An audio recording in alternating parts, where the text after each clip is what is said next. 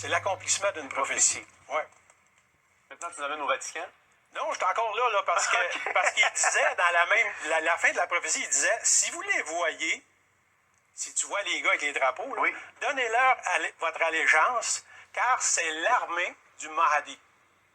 Puis le Mahdi, pour eux autres, c'est Le l'équivalent. Mahdi, c'est le Messie des Juifs. Donc, les Juifs ont un Messie, les musulmans, ils ont le Mahdi. Et à la fin, ce que la Bible dit, puis ce qu'on peut voir, c'est que les Juifs attendent le Messie, les chrétiens disent que c'est l'Antéchrist qui s'en vient, et les musulmans, eux autres, attendent le Mahdi. Mais ce qu'on dit, c'est que c'est le même. Comment il va tirer son épingle du jeu?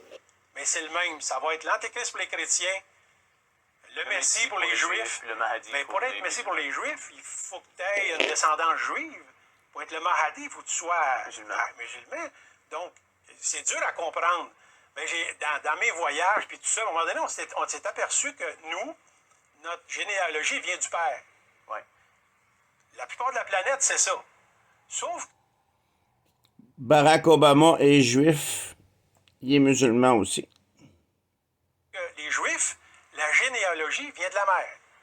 Donc, si tu avais une mère juive avec un père musulman qui donne un enfant, il y aurait les deux nationalités. Je comprends. Si je me trompe pas, je pense que c'est Sarkozy, ça se peut-tu? Je pense qu'il y avait ça comme mélange. C'est pour ça que dans le temps, le monde, il disait, c'est lui l'Antéchrist. En tout cas, On nous disait la chose de plusieurs. Barack Obama, Oui. Il y en a plusieurs, là. Puis, présentement, on sait que le Taliban, c'est des drapeaux blancs, mais là, c'est parce que c'est la victoire, c'est la paix. Et aussitôt qu'ils partent en guerre, c'est des drapeaux noirs. Wow. Fait que c'est vraiment prophétique dans leur prophétie à eux, là. Maintenant, au Vatican.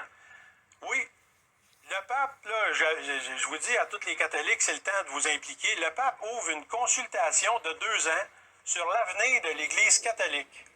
Il a lancé dimanche un processus consultatif mondial de 2 ans qui pourrait changer la façon dont l'Église catholique romaine prend ses décisions et il veut laisser pour longtemps une marque après son pontificat. C'est comme il remet tout en question, là. Pour les 2 prochaines années, c'est le temps. Envoyez-nous vos idées, une boîte à suggestions à quelque part, je ne sais pas.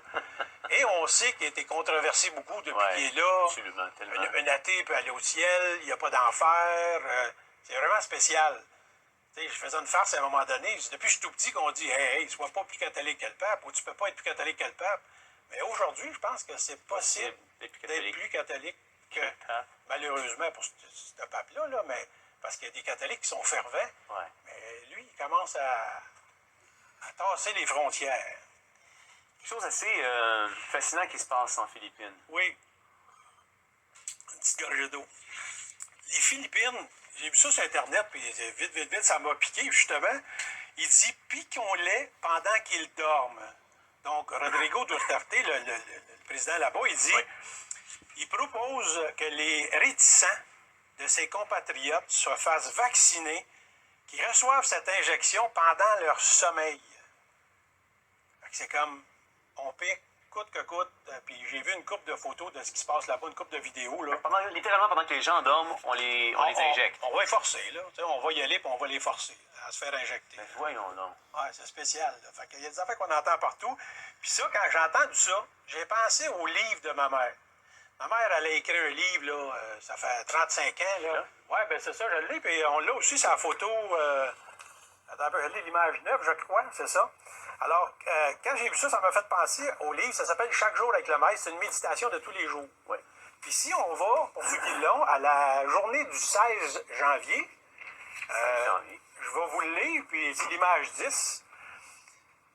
Je vous dirai en peu de mots ce que j'ai vu cette nuit. Nous étions plusieurs chrétiens à l'église rassemblés dans un parc pour se détendre.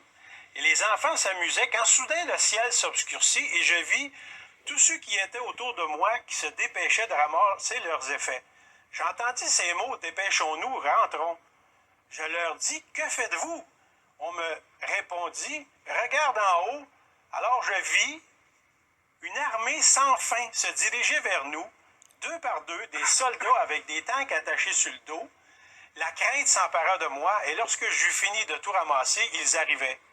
J'en entendis un qui disait, On n'a pas le droit de les mettre à mort, mais on va essayer de les faire mourir en les injectant. C'est fort. Fait que ça, c'est un rêve qu'elle avait eu. Ta mère? Ma C'est ta mère, mère qui écrit le livre. c'est de ma mère, 35 c'est ans. ça, c'est ma mère qui a écrit le livre. Puis c'est pour ça que quand j'ai vu ça, ça m'a fait penser à ça. Puis j'ai même un ami qui m'avait appelé au téléphone à un moment donné, puis il m'a dit, hey, ta mère, ce qu'elle a écrit, là, le 16 janvier, là, puis il dit, c'est spécial, tu sais, là. Fait que aujourd'hui, on vit, ils veulent nous injecter à tout prix, même dans ton sommeil. Ça va finir où? On était chanceux. François, ils ne l'ont pas fait en prison, là, mais ça va finir où? Il n'y a pas de fin.